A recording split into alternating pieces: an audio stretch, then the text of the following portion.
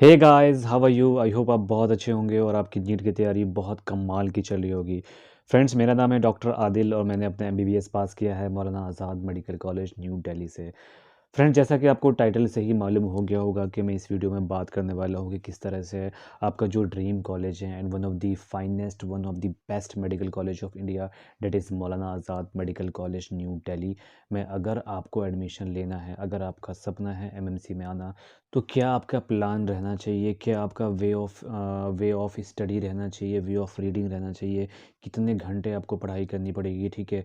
और क्या आपका क्रोनोलॉजी रहेगी, वो सब आपको मालूम होना चाहिए किस तरह से। क्योंकि देखिए, अगर आप कोई बड़े चीज़ को टारगेट करते हैं ना, तो वो ज़ाहिर सी बात है बिना डिसिप्लिन के नहीं आता है। एक प्लान बनाना पड़ता है आपको, ठीक है? फिर उसको एग्जीक्यूट करना पड़ता है।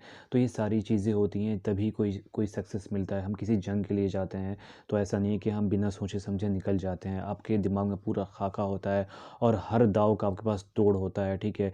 और आपके पास तभी जाके आप किसी जंग को जीतने के बारे में सोच सकते हैं। तो हमारा जो कंपटीशन होता है, एंट्रेंस भी यही होता है, ठीक है?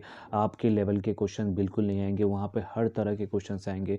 तो आपको अपनी तैयारी ऐसी रखनी है कि किसी भी तरह के क्वेश्चंस आएँ, आप उसको बहुत अच्छे से हैंडल कर लें और उसका आंसर कर दें, ठीक है? वो जब भी हो पाएगा जब उन सारी सिचुएशंस को आपने उससे पहले ही प्रैक्टिस कर लिया होगा। वैसे क्वेश्चंस आप पहले ही प्रैक्टिस करके जाएंगे, ठीक है फ्रेंड्स? तो ये अब मैं भी बता दूं कि जो मौलाना आज़ाद मेडिकल कॉलेज है वो कितने मार्क्स पे मिलता है, कितना मुश्किल है, कितना आसान है।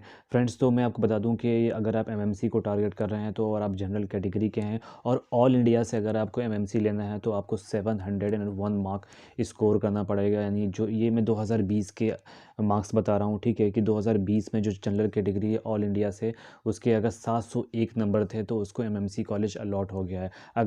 और अगर आपने अपना 12th दिल्ली से किया है, यानी कि अगर आपके पास अगर डीयू कोटा है, तो आपको अराउंड 670 मार्क्स यानी 670 मार्क्स तक स्कोर करना पड़ेगा एमएमसी में एडमिशन लेने के लिए। तो इससे थोड़ा सा आपको आइडिया लग गया होगा कि किस तरह से आपको स्कोर करना है, कितने मार्क्स लाने हैं, कितनी रैंक लानी है। अगर मैं रैंक की बात करूँ तो ये डीयू कोटा से जो रैंक थी वो 1253 ऑल इंडिया रैंक थी। और अगर मैं ऑल इंडिया की बात करूँ एआईक्यू की, तो उसके लिए रैंक जो थी वो 90 थी। यानी कि 90 रैंक आपको लानी पड़ेगी अगर आपको एमएमसी में एडमिशन लेना है। तो राह इतनी आसान बिल्कुल नहीं है, ठीक है? तो आखिर कैसे हो पाएगा? कंपटीशन बहुत ज़्यादा है, 15-16 लाख बच्चे बैठते हैं। तो कुछ तो रास्ता होगा जो आपको एमएमसी में एडमिशन मिल जाए। तो फ्रेंड्स, रास्ता बहुत ही क्लियर है और ठीक है, आपके बेसिक्स बहुत अच्छे क्लियर होने चाहिए, एनसीईआरटी पे कमांड होना चाहिए। बायो और केमिस्ट्री के एनसीईआरटी को बहुत अच्छे से चार्ट के जाना है, ठीक है? एनसीईआरटी के जो क्वेश्चंस हैं एग्जाम्पल के और एक्सरसाइज के, वो सारे क्वेश्चंस आपको सॉल्व करने हैं, ठीक है? उसके बाद जो एक एडवांस लेवल आता है, और मैं सबको एडवाइस करता हूँ कि अगर आप कुछ ज़्यादा अच्छा स्कोर करना चाहते हैं, एक्सेप्शनली बहुत अच्छा करना चाहते हैं, तो आपको जो जेई मेन है और एडवांस है उसका जो क्वेश्चंस पेपर है, एटलीस्ट 5 ईयर्स के क्वेश्चंस पेपर को आपको सॉल्व करना चाहिए, ठीक है? उससे आपके बहुत कॉन्सेप्ट क्लियर हो जाते हैं, ठीक है? तो ये सारी चीज़ें, आपका रिवीजन बहुत अच्छा होना चाहिए, ठीक है?